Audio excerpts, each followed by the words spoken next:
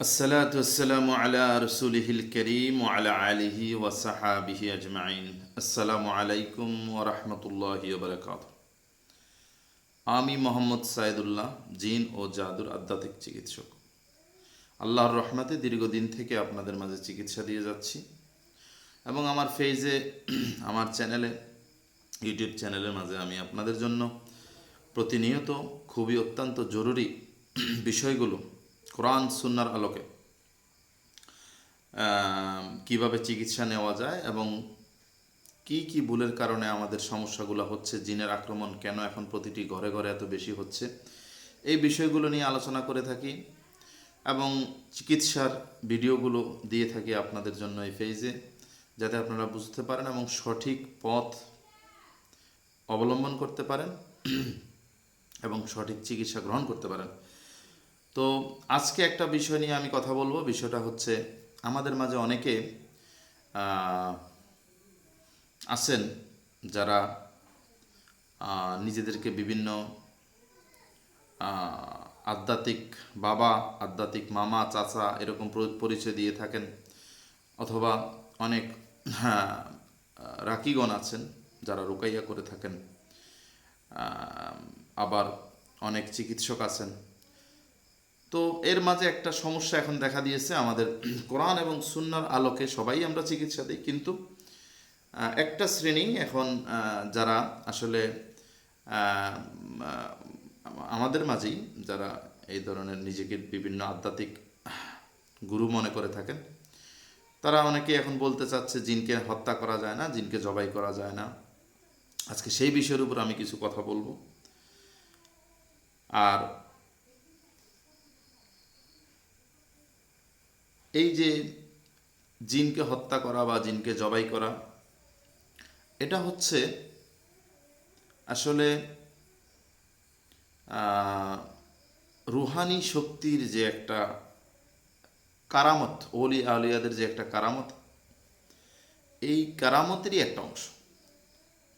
এখন আপনার আধ্যাত্মিক ক্ষমতা, আধ্যাত্মিক শক্তি কতটুকু আছে তার উপরে নির্ভর করবে আপনার দ্বারা জিন হত্যা হবে কি হবে না, অথবা আপনি কি ওই পর্যন্ত বা আপনি কি বুঝতে পারেন জিনকে কিভাবে হত্যা করতে হয়।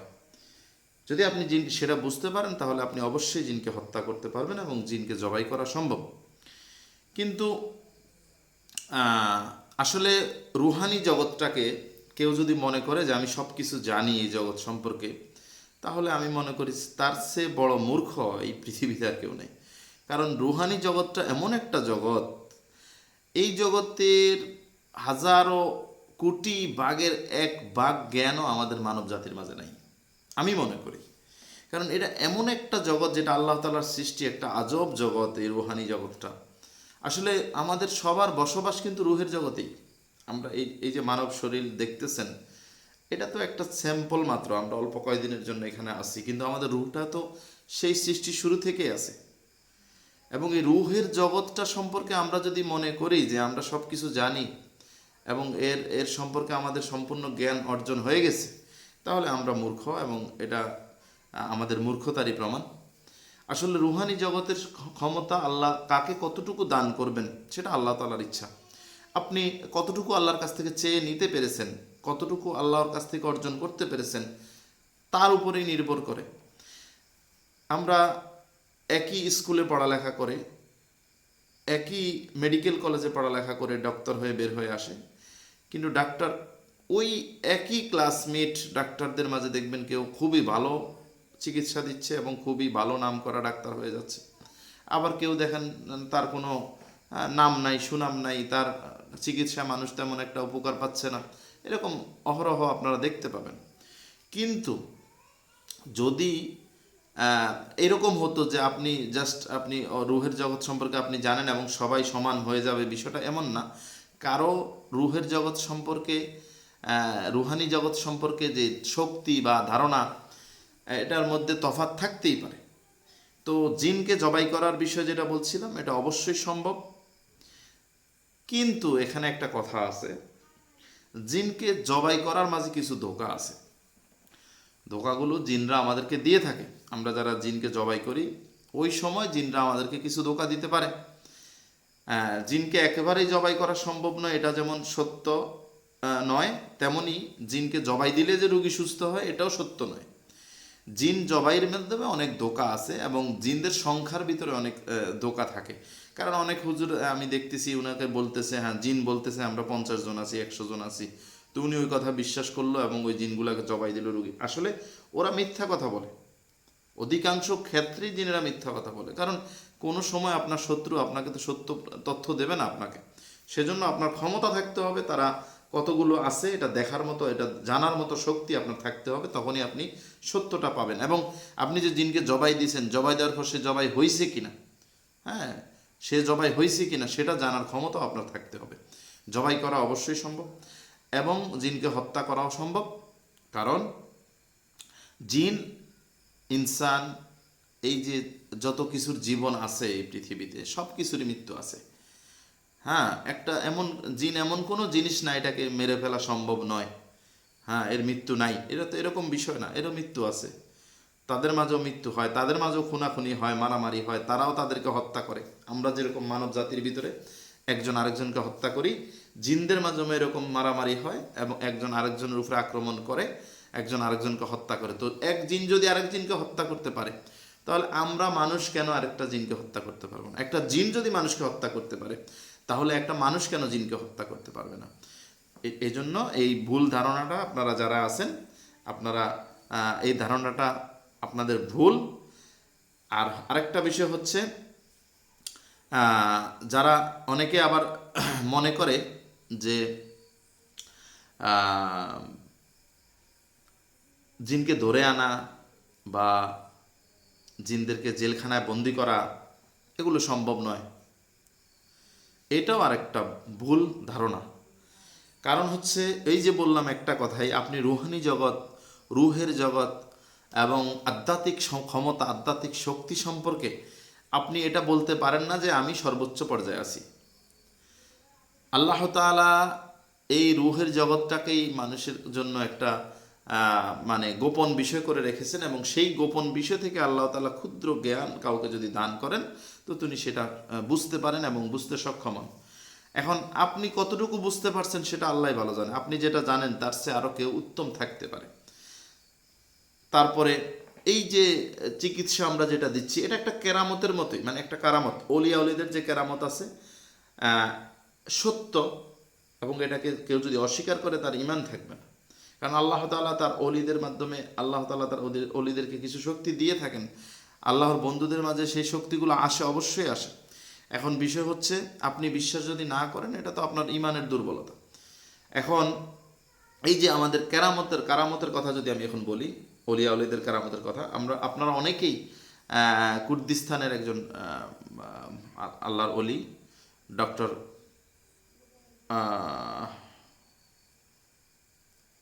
মালালা আল কুর্দি, যতটুকু জানি আমি, নাম আমার স্মরণ করতেছে না, তো উনি আলহামদুলিল্লাহ চোখের পলকেই কোরআনের 2টা আয়াত বা 3টা আয়াত পড়ে অন্ধ ব্যক্তিকে সুস্থ করে ফেলছেন। তারপরে সারা জীবন কথা বলতে পারে না সেই বোবাও কথা বলতেছে, সারা জীবন কানে শোনে না সেই বধিরও কথা শুনতেছে। তো এখন আপনি যদি বলেন এটা সাইন্স, মানে এটার কি ব্যাখ্যা দিবেন আপনি? এটার কি ব্যাখ্যা দিবেন আপনি? এখন আপনি যদি বলেন যে এটা কারামত নয়, তাহলে আপনি তো মূর্খ। এটাই হচ্ছে কারামত, এটাই হচ্ছে কারামত। এই যে আমরা চিকিৎসা দিচ্ছি, চিকিৎসার মাঝে অনেক কারামত সংগঠিত হয়। হ্যাঁ, আমি নিজে যে চিকিৎসাগুলো দেই, ধরেন আমি এখানে বসে চিকিৎসা দিচ্ছি আমেরিকার রুগী, সৌদি আরবের রুগী, দুবাই, কাতার, এমন সময় চিকিৎসা আমরা দেই, অনেক সময় অনেক রুগী ওখানে যন্ত্রণায় লাফালাফি করতেছে, কষ্ট পাচ্ছে, আমি এখান থেকে বসে চিকিৎসা দিচ্ছি, ওই রুগীর কষ্ট দূর হয়ে যাচ্ছে। এটা আল্লাহর কারামত, আল্লাহর ওলিদের কারামত। এই কারামতকে অস্বীকার করার কিছুই নেই। আল্লাহ তাআলা সব কিছু আল্লাহ তাআলাই করে থাকেন, কিন্তু উসিলা কাউকে বানান আল্লাহ তাআলা, ঠিক আছে? এই যে আমরা চিকিৎসা দিচ্ছি, আমরা হচ্ছে উসিলা। এখন আপনি যদি বলেন যে এটা সম্ভব নয়, আমি এখানে বসে আমেরিকার রোগী চিকিৎসা দেব, কিভাবে দেব? কিভাবে আমি দিচ্ছি? কিভাবে আরো অন্য ভাইয়েরা দিচ্ছেন? এটা হচ্ছে কারামত। ওনার ভিতরে এই শক্তিটা আছেন, ওনার রুহানি শক্তি আছে, এই জন্য উনি এটা দিতে পারতেছে। আপনার নাই, আপনি দিতে পারতেছেন না। আপনি মনে করবেন না যে আপনি সব কিছু জানেন, আমি মনে করব না যে আমি সব কিছু জানি। আমি তো মনে করি যে আমরা যতটুকু জানি তা খুবই সীমিত। কারণ এই যে ডক্টর মালালা আল কুর্দির কথা আমি বললাম, উনি উনি উনি যেই ক্ষমতা রাখেন, আমি আর আপনি কি সেই ক্ষমতা রাখি? আমি কি পারবো একজন অন্ধকে চোখের পলকে সুস্থ করে ফেলতে? আল্লাহ চাইলে পারবো, আল্লাহ যদি আমাকে সেই ক্ষমতা দেন আমি পারবো। কিন্তু সবার দ্বারা তো আল্লাহ তো সব কিছু ঘটান না। আল্লাহ যাকে দিয়ে যেটুকু করানোর ইচ্ছা সেটা আল্লাহ তাআলা করে থাকেন। ঠিক আছে?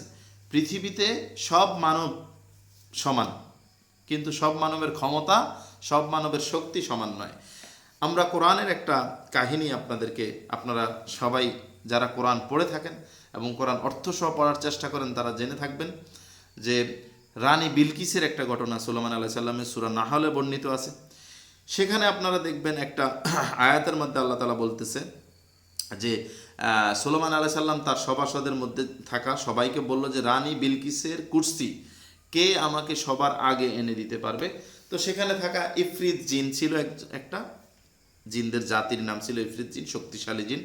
সে বলছে যে আমি আপনি বসা থেকে উঠার আগে আমি ওটা নিয়ে আসবো এখানে, মানে আপনি বসছেন উঠতে যতটুকু সময় লাগে তার আগে আমি এখানে নিয়ে আসবো। কিন্তু তার চেয়েও আরেকজন কিতাবের জ্ঞানদারী, মানে কিতাব বলতে আল্লাহ তাআলা বুঝাইছেন, কি বুঝাইছেন আপনারা চিন্তা করেন, মানে একজন মানুষের এলম আছে, যে কোনো বিষয়ের উপরে এলম আছে, তার জ্ঞান আছে। সে কি বলছে, আমি চোখের পলকে, আপনি চোখের পলক ফেলার আগে ওই কুরসি এনে আপনার এখানে হাজির করব। আপনি একটা কথা চিন্তা করেন, একটা রাজার কুরসি, একটা রাজার চেয়ার, সিংহাসন কত ওজন হতে পারে, কতটুকু তার ওয়েট হতে পারে। সেই কুরসিটা সেই দূর দেশ থেকে মুহূর্তের ভিতরে চোখের পলকে এখানে এনে হাজির করা, এটা কিভাবে সম্ভব? আপনি কি এই আয়াতকে অস্বীকার করবেন? আপনি কি এটাকে অবিশ্বাস করবেন? আল্লাহ যাকে দিয়ে যেটা ঘটাতে চান আল্লাহ তাকে দিয়ে সেটা ঘটাবেন। আপনি যেটুকু জানেন আপনি ওটা বলেন, ওটা নিয়ে আপনি থাকেন, এবং আপনি এটা মনে করবেন না যে আমি সব কিছু জানি। আমাদের অনেক আলেম ওলামাদের ভিতরে এই অহংকার চলে আসে যে আমি মনে হয় সব শিখে ফেলছি, আমি সব কিছু জানি। রুহানি জগৎ সম্পর্কে আপনারা কিছুই জানেন না। কোরআন হাদিস পড়া এক জিনিস, আর রুহানি জগতের ক্ষমতা, রুহানি জগৎ সম্পর্কে জ্ঞান অর্জন এটা আলাদা জিনিস। আপনি সারা জীবন কিতাব পড়েও রুহানি জগতের ক্ষমতা বা রুহানি জগৎ সম্পর্কে আপনি ধারণা নিতে পারবেন না। সেটা যদি আল্লাহ আপনাকে কোনো মাধ্যমে যদি আপনাকে না জানায়, কোনো সিস্টেমে যদি আপনি সেই জ্ঞান অর্জন করতে না পারেন, তাহলে আপনি জানবেন না। রুহানি জগৎটা এমন একটা জিনিস, এখানে আসলে চাইলেই হয় না। আল্লাহ কাকে কতটুকু দিবেন সেটা আল্লাহর তরফ থেকেই আসে। আপনি আদায় করে নেওয়ার জন্য আপনাকে চেষ্টা করতে হবে। আমরা চেষ্টা করি যে আমাদের ক্ষমতা যেন আরও বাড়ে। কে না চায় তার ক্ষমতা বাড়ুক? কে না চায় তার রুহানি জগৎ সম্পর্কে ধারণা? এগুলো যত জানবেন, যত আপনি বুঝবেন, তত আরও শুনতে জানতে ইচ্ছা করবে আপনার। আপনি জ্ঞান অর্জনে আপনি যত বেশি গভীরে যাইতে চাইবেন তত বেশি আপনি বুঝতে পারবেন, এবং আপনার ভালো লাগবে এই বিষয়গুলো। আপনি বুঝতে পারবেন আসলে কি হচ্ছে, আসলে আমরা তো কিসের মাঝে আছি, আমরা কোন জায়গায় আছি। রুহানি জগতের জ্ঞান না থাকলে মানুষ আসলে জান্নাত জাহান্নাম, এগুলো যে সত্য বিষয়, এগুলোর মাঝে কিভাবে অবস্থান করতেছে, কোন অবস্থাতে আছে, এবং এখানে আযাবগুলো কত ভয়ঙ্কর, এ সম্পর্কে যদি আপনি জ্ঞান অর্জন না করেন, ওই রুহানি জগৎ সম্পর্কে যদি আপনার ধারণা না থাকে, আপনি বুঝতে পারবেন না। আমরা জিনদেরকে সাজা দেই, আমরা কোরআনের আয়াত তেলাওয়াত করি, কিন্তু কোরআনের আয়াত তেলাওয়াত করার সাথে সাথে জিনদের শরীরে আগুন ধরে যায়। আপনি চিন্তা করতে পারেন, সেই যে আয়াত জাহান্নামের কথা বলা আছে, সেই জাহান্নামের আয়াতটা পাঠ করার সাথে সাথে জিনদের শরীরে আগুন ধরে যায়। তাহলে আপনি চিন্তা করতে পারেন জাহান্নামের অবস্থা কত ভয়ঙ্কর। এই বিষয়গুলো তো আপনি যখন চিন্তা করবেন, আপনি যখন বুঝবেন, আপনি এই জন্য আমি আসলে কথা লম্বা হয়ে যায়, কথা অনেক বলতে হয়। আমাদের অনেকেরই আলেম ওলামা অনেক যারা যে পেশায় আছেন, বেশিরভাগই আমরা মনে করি আমরা যেটা শিখছি মনে হয় এর বাইরে আর কিছু নাই। এটা কেউ ভাববেন না। আর সবাইকে বলি, আপনারা কোরআন সুন্নাহর আলোকে চিকিৎসা গ্রহণ করবেন, ভরসা রাখবেন একমাত্র আল্লাহর উপর। শিরক মুক্ত জীবন গড়েন, সুস্থ থাকেন। শিরক মুক্ত জীবন গড়ুন, সুস্থ থাকুন, এটাই হচ্ছে আমার কথা। যদি আপনি শিরক মুক্ত জীবন গড়তে পারেন আপনি সুস্থ থাকবেন, আর যদি আপনি শিরক মুক্ত জীবন গড়তে না পারেন তো আপনার দুনিয়াও শেষ, আখেরাতও শেষ। আপনি যদি নামের মুসলমান হন তো আপনার বিপদ আরো বেশি। আপনি যদি নামের মুসলমান হন আপনার বিপদ আরো বেশি। হিন্দুদের উপর জিনদের অত্যাচার এত বেশি হয় না, কারণ ওরা তো এমনিতেই গেছে। তো আপনি যদি মুসলমান হইয়া নামাজ না পড়েন, হারাম পথে চলেন, তারপরে গান বাজনা শুনেন, তারপরে 24 ঘন্টা হারাম চিন্তাধান্তা নিয়ে থাকেন, তো আপনার উপরে জিনেরা অ্যাটাক করতে পারে বেশি, এবং আপনার ইমানকে নষ্ট করে আপনাকে বেঈমান অবস্থায় মৃত্যুবরণ করানোর জন্যই জিনরা কাজ করে। শয়তানদের কাজই হচ্ছে এটা। তো আজকে এই পর্যন্তই। আসলে আমি যে কথাটা বলতে চাচ্ছিলাম জিনদেরকে জবাইয়ের বিষয় এবং আমাদের রুহানির কিছু শক্তির বিষয়ে কথা বলছি। আপনারা আশা করি কথাগুলো বুঝতে পারছেন। কেন বলছি? কারণ আমাদের অনেকে বিভ্রান্তি ছড়াচ্ছে যে এগুলো সম্ভব নয়, এটা সম্ভব নয়, ওটা সম্ভব নয়। আসেন আমার কাছে, আমি প্রমাণ করে দেব সম্ভব না অসম্ভব। আমি রুগীদেরকে চিকিৎসা দিচ্ছি, রুগী সুস্থ হচ্ছে আল্লাহর হুকুমে। জিন যদি জবাই নাই হতো, যদি জিনদেরকে মারা নাই যেত, তাহলে ওই রোগীগুলো সুস্থ হয় কিভাবে? আর আমরা জিনদেরকে যে বন্দি করি, আমাদের যে জেলখানা আছে, এটা যদি নাই থাকতো তো ওই রোগীগুলো সুস্থ হয় কিভাবে? আমি এখানে বসে আমেরিকার রোগীকে কিভাবে তাৎক্ষণিক সুস্থ করতে পারি? এগুলো বুঝতে হবে। এটা আল্লাহর দেওয়া ক্ষমতা। এটা নিয়ে মস্কারা, হাসি ঠাট্টা করার বিষয় নয়। এখানে আমি এমনভাবে চিকিৎসা দিই, আমার কোরআনের আয়াতের বাইরে আমি একটা শব্দ ব্যবহার করি না। কোরআনের আয়াতের বাইরে মানে কোরআনের বাইরে, আল্লাহর হুকুমের বাইরে, সুন্নার বাইরে আমি যাই না। তাহলে আমি যে চিকিৎসা দিতেছি সব 100% হালাল পদ্ধতিতে। এখন অনেকে কুফুরি পদ্ধতিতে চিকিৎসা দিয়ে থাকেন, সেটাও সম্ভব, অসম্ভব তো কিছু না। কারণ শয়তানি একটা শক্তি আছে, আল্লাহর একটা শক্তি আছে, শয়তানি শক্তিটা কাজ করে। যখন আপনি কুফুরি করবেন তখন শয়তানি শক্তিটা কাজ করে, আর যখন আপনি কোরআনের মাধ্যমে চিকিৎসা দিবেন তখন আল্লাহর যে বাহিনী আছে তাদের সেই শক্তিটা কাজ করে। আল্লাহর বাহিনী দ্বারা কাজগুলো হয়। শয়তানি শক্তির মাধ্যমে কুফুরি যখন করা হয় তখন শয়তানের মাধ্যমে, শয়তানের যে জিনগুলো আছে, যে শয়তানের বাহিনী আছে, তাদের মধ্যে কাজগুলো করা হয়। দুইভাবেই কিন্তু কাজ করা সম্ভব, কিন্তু আপনি শয়তান দিয়ে ভালো কাজ করাইতে পারবেন না, মানুষের উপকার করতে পারবেন না অপকার ছাড়া। ঠিক আছে, তাৎক্ষণিক যদি আপনি উপকার দেখেনও কারো হচ্ছে, মনে রাখতে হবে এর পিছনে বড় ক্ষতির সম্ভাবনা থাকে। আসসালামু আলাইকুম ওয়া রাহমাতুল্লাহি ওয়া বারাকাতুহু।